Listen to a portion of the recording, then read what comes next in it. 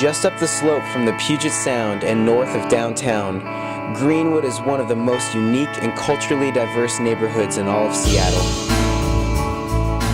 There are about 20,000 people live in Greenwood. It's one of the most culturally diverse neighborhoods in the whole Pacific Northwest. And you see the diversity the minute you walk out the door, because there's ethnic residents. There's Moroccan, Indian, Thai, Vietnamese, Chinese, 3 or 4 different areas of Mexico represented. And just on the Greenwood area, within a 2-block area, there are 5 businesses that cater specifically to Spanish-speaking people, which is a major growing part of the population here in Greenwood.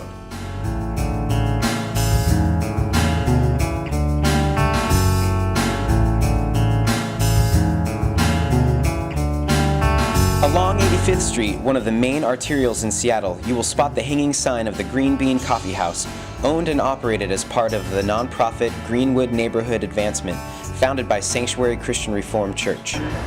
So Lisa and I were the two kind of put in charge of the Green Bean Project, and really it just came from a vision and hope of really being present in our neighborhood and what it means to be in community, and seeing people's need for a space to come and belong, and a place for people to really, for Christians and non-Christians to be together, for people from different backgrounds to come and be together and just have a common space for dialogue and relationship.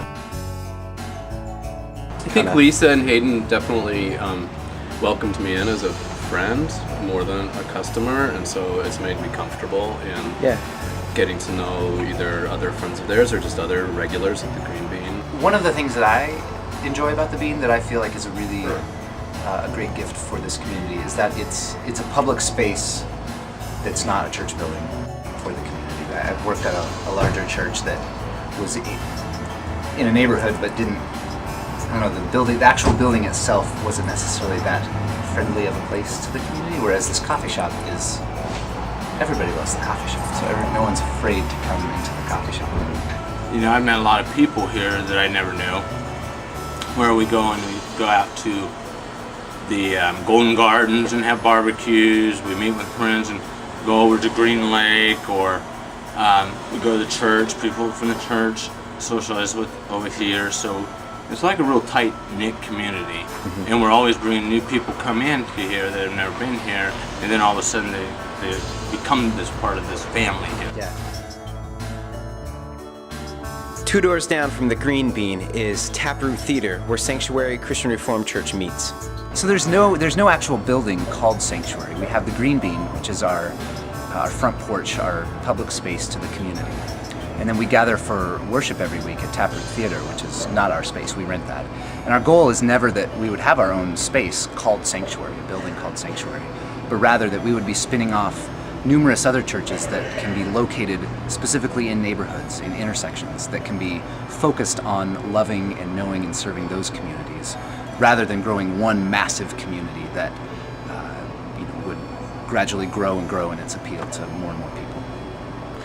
I'm the worship director at Sanctuary, but Randy's really the one that has connected these churches and created a cluster of churches that are encouraging and supporting each other and ministering to specific areas within Seattle. We have traditional churches, we have new church plants, and we're all together as one.